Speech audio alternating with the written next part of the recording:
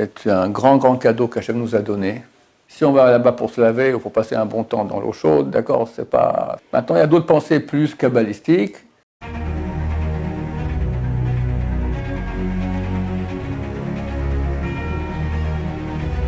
Ce show est dédié pour la Refoua Shema, la guérison complète et rapide de Yosef Ben Victoria. Alors, Yoel nous pose la question qu'on parle un peu du mikvé. Le mikvé, c'est un grand cadeau qu'Hachem nous a donné. On appelle ça un bain rituel. En fait, c'est un bassin dans lequel il y a de l'eau qui n'a pas été puisée. L'eau de pluie qui descend par le biais des murs d'une maison, mais qui n'a pas été puisée par un ustensile. Cette eau-là a des capacités de pureté extraordinaires. La Kabbalah, la mystique juive, Rabbeinu Hari dit que ce que le mikvé peut faire en pureté, aucune mitzvah ne peut le faire.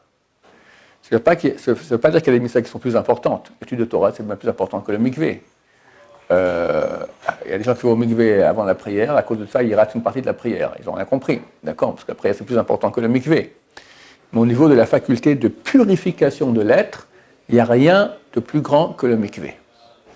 Donc, on m'a raconté, il y a moins d'une semaine, le beau-frère du Rav Ben Son Abba Shaul, il s'appelle le Rav Reuven Charabani, il a écrit un livre entier sur la pureté, sur faire attention à ses yeux, à ses pensées, etc. Et lui-même était le petit-fils d'un grand kabbaliste que Baba Saleh aimait beaucoup, un voisin de Baba Saleh, Rav Yoshua Charabani. Les photos de lui, on le voit, il est mince comme ça, il jeûnait des semaines entières, d'accord? C'était une très grande sadique. Baba Saleh a acheté une maison voisin de lui, à Jérusalem. Il avait une maison ici aussi, Baba Saleh. Une fois Shabbat, il a dit à sa femme, monte-leur la daf. Mais pourquoi? Monte-leur. Comment vous savez? Notre daf, elle a brûlé. D'accord? Baba Saleh voyait tout, donc il a compris que la daf de Rav Charabani, elle a brûlé, donc il lui a amené le petit-fils de Rav Charabani, c'était le beau-frère. La femme du Rav Ben Son, c'était la petite-fille de ce Rav Charabani. Et le frère de sa femme, donc Reuven Charabani, il est décédé déjà, il a un livre entier sur la sainteté. Il raconte que des fois il se baladait avec le Rav Ben Son dans la rue, comme ça, quand il vient à un mikvé, il dit attends une seconde, tac, il allait au mikvé plusieurs fois par jour. Et c'est très rapide. Il écrit dans son livre que ça doit être très rapide, parce que si on va, il y en a qui sont dans le vie comme ça, c'est bon, c'est de l'eau chaude comme ça, ils rêvassent là-bas, d'accord? Non, c'est tic-tac, d'accord, super rapide. Et le Rav Ben Son, ça va, il faisait un mikvé par jour au moins. Encore plus, oui, parce que ça rajoute beaucoup de sainteté. Donc c'est quelque chose de très grand. On voit qu'aujourd'hui, au niveau de la loi stricte, il n'y a pas d'obligation d'aller au mikvé, si ce n'est pour la femme. La femme qui a eu une menstruation, elle ne peut pas se purifier de cette menstruation tant qu'elle ne fait pas tout un processus qui finit par le mikvé. Même si elle a une menstruation, on va dire, quand elle avait 12 ans, après la pauvre, elle a une salmadie là-bas, on lui a enlevé tous les organes, et elle n'a plus rien du tout, d'accord? Elle reste avec un statut de nida, de femme impure, jusqu'à l'âge de 120 ans, d'accord? Si elle se marie à l'âge de 70 ans, eh ben, son mari peut avoir des relations avec elle tant qu'elle n'a pas fait un processus de pureté qui finit par le mikvé. Il y a beaucoup de lois qui définissent comment faire un mikvé pour qu'il soit kasher ou pas. Aujourd'hui, Baruch Hashem, il y en a de plus en plus, en Israël, il y en a plein partout. Ça vaut la peine d'y aller, c'est pas obligatoire, mais ça vaut beaucoup la peine d'y aller tous les jours. Mais, vu que c'est pas obligatoire, il ne faut pas que ça soit à la place de l'obligatoire. Comme je dis, si quelqu'un maintenant, il faut au mikvé, mais à cause de ça, il rate une partie de la prière, ça ne vaut pas la peine. Mais tu te lèves plus tôt, tu vas au mikvé, ou après la prière. Le mieux, c'est bien sûr avant la prière. Mais des fois, on n'a pas le temps, alors on va après. Mais ça vaut vraiment la peine de le faire parce que ça purifie énormément. Il y a une segoula qui est un grand rave, Mir, il avait dit aussi, les gens qui ont des problèmes de Gérald Batala, comme on dit sur là en bon français, un mot, seulement 120, c'est bien d'aller 40 jours de suite au mikvé, ça aide à se purifier de cette addiction terrible. Même Shabbat, on y va. Il y en a beaucoup qui vont au mikvé que la veille de Shabbat, pour se purifier. Très bien. Mais il faut savoir que le Ben Ishraï dit que le mikvé le Shabbat matin est plus important que le mikvé du vendredi après-midi. Parce que la différence de sainteté qu'il y a entre vendredi après-midi et Shabbat, vendredi soir, elle est plus petite, cette différence, que celle qu'il y a entre vendredi soir du Shabbat et vendredi matin. Donc pour recevoir ce surplus de grande sainteté du Shabbat, c'est bien d'aller au mikvé aussi le Shabbat matin. Attention juste de ne pas essorer les cheveux avec les mains comme ça, parce qu'on essore. Par contre, essuyer, pas de problème. Il y en a qui disent d'essuyer pas trop fort. Il faut faire attention de ne pas arracher un cheveu, d'accord, un cheveu, un poil. Mais essorer, on peut, si c'est pas trop fort comme ça avec la serviette. Et Shabbat, on ne peut pas tremper dans de l'eau chaude. On peut tremper dans de l'eau qui va jusqu'à 37 degrés. 37 degrés, ça va, c'est super agréable, d'accord? Mais s'il n'y a pas, alors froid, d'accord? Maintenant, un sens plus profond du mikvé, c'est par rapport aux lettres qui constituent le mot mikvé. Il faut savoir qu'en hébreu, tous les noms, ce n'est pas des noms qui ont été choisis de façon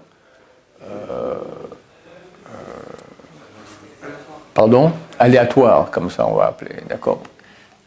Contrairement à toutes les langues, dans toutes les langues, tous les mots sont aléatoires, d'accord? C'est une convention.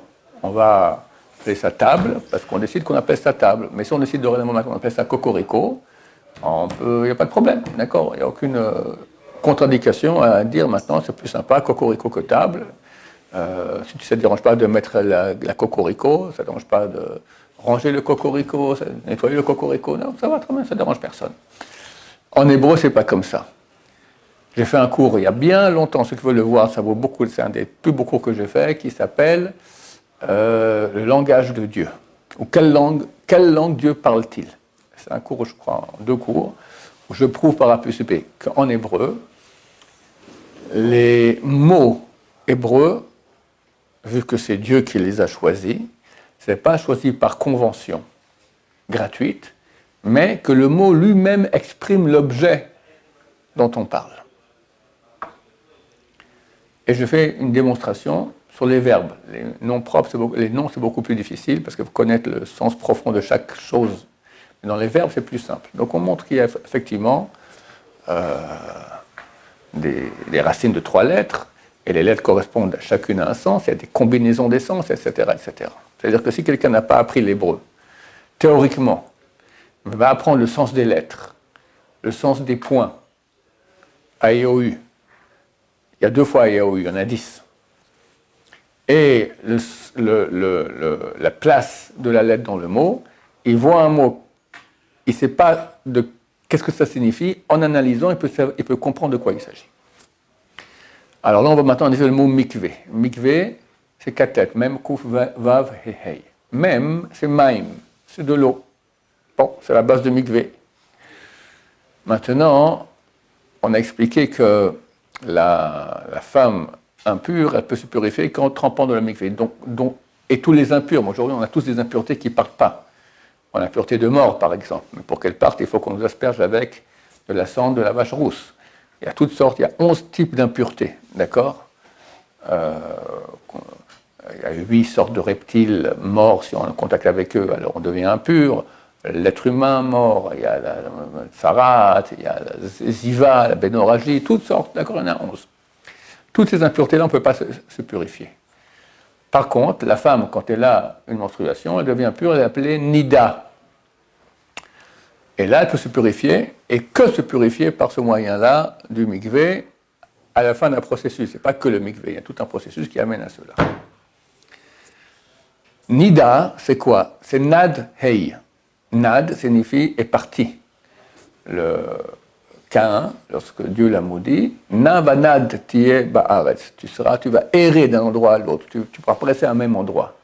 Nad signifie errer, partir. Nad Hei est parti, le Hei. Hei, c'est la dernière lettre du nom de Dieu. Cette partie-là du nom de Dieu, elle correspond à la Shrina, la présence divine qui est avec nous, qui est en exil avec le peuple d'Israël. Maintenant, quand une femme est nida, alors elle fait partir d'elle une certaine présence divine, c'est pour ça qu'elle est impure. c'est pas l'impureté telle qu'on pourrait nous la comprendre, c'est des choses qu'on ne comprend rien à ça, c'est des choses très très hautes et on ne ressent pas cela. Une femme impure ne ressent pas qu'elle est impure, ou bien elle ne sent pas qu'elle est pure, d'accord. Mais néanmoins, une relation avec elle, c'est interdit, c'est très très grave, c'est le karet, d'accord. Ça peut même motiver un divorce. Si jamais la femme ne veut pas le mikvé, on doit divorcer. Tellement c'est grave. Alors quand elle est nida, le hé, la présence de Dieu qu'elle a en elle, elle est partie. Maintenant, par le mikvé, on va ramener cela. Comment? Comme j'ai dit, la première lettre du mot mikvé, c'est même, signifie eau. Après, on a kav, krouf vav. Kav, c'est une ligne. Hey vers le hey. Ce fameux hey qui est parti, tac, on fait une ligne qui le ramène. Et de nouveau, elle est branchée par cette ligne au hey du nom de Dieu. Donc c'est vrai exactement la réparation de la nida. C'est l'antithèse. Et comme ça, ça purifie. Maintenant, quand on va dans le mikvé, il faut penser au moins qu'on se purifie. Si on va là-bas pour se laver ou pour passer un bon temps dans l'eau chaude, d'accord, c'est pas ce qu'il faut. Il faut penser au moins qu'on se purifie. Maintenant, il y a d'autres pensées plus kabbalistiques. Il y en a beaucoup. Je ne vais pas toutes vous les dire. Je vais en dire 2 ou 3. Un, c'est bien de penser quand on tremble le mot tevila. Tevila signifie immersion. Mais tovel dans le mikvé, d'accord, immersion dans le mikvé. Maintenant, tevila, ce sont 5 lettres. Tet, vav, yud, lamed, hey. Tu penses taval, ya. C'est une permutation de cette lettre. Taval, tu t'immerges dans ya, dans le nom de Dieu, yudke. Après, c'est bien le même mot, tvila, mais pensez batel, ya. Tu t'annules à yudke, au nom de Dieu. Et troisième, avec ça, on va s'arrêter. Tu peux penser que mikvé, c'est la valeur numérique d'un nom de Dieu très très haut. C'est ehe et après yé. Je ne vais pas le dire en entier. Ehe et après yé. Ou eheke, comme ça on dit. Aleph et puis hey, et puis yud et puis hey. D'accord? Je dis et puis entre chacune des lettres. Maintenant, mikvé, si tu développes chacune des lettres. Aleph, tu penses, c'est Aleph lamed P. Aleph. C'est 3 lettres. Vous me suivez? Après hey, on écrit hey hey. Après lamed, on écrit yud, yud vav daled. Et après hey, hey, hey. Tout ça en valeur numérique, ça vaut la valeur numérique du mot mikvé. Donc tu trempes dans ce grand nom de Dieu. Je vous rajoute encore une. Ça, c'est une kavana de Baba Saleh. Et qui est bien aussi pour recevoir le Shabbat sur soi. Comme ça, mais on peut le faire tous les jours aussi. Tu trempes au mikvé. Tu penses qu'en bas, tu as le nom de Dieu à tes pieds, ado et puis naï.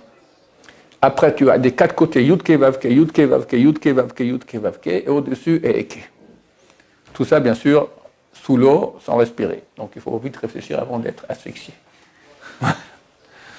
Tout cela n'est pas obligatoire. Ceux qui trempent pour être purifiés, ça suffit aussi. Il y a des moyens de faire un mikvé si on ne peut pas. Quelqu'un est malade, ou il n'y a pas de mikvé où il est. Il peut, pour un homme, pas pour une femme, il peut faire un mikvé avec les mains. Comment on fait ça? C'est un peu plus compliqué, je vous l'explique quand même. On va verser 40 fois de l'eau donc, sur les mains, et chaque fois qu'on va verser de l'eau, on va penser une autre lettre du nom de Dieu. De quel nom de Dieu? Le nom Yudke Vavke. Le nom ineffable. Mais on va le développer. Yud, comment on écrit Yud? Yud Vav Daled. Après, il faut dire après chaque fois, attention de ne pas prononcer les mots un après l'autre. Après Hey, comment on écrit Hey? Hey Yud. Après Vav, comment on écrit Vav? Vav Yud Vav. Et après Hey, Hey Yud. Ça fait 10 lettres.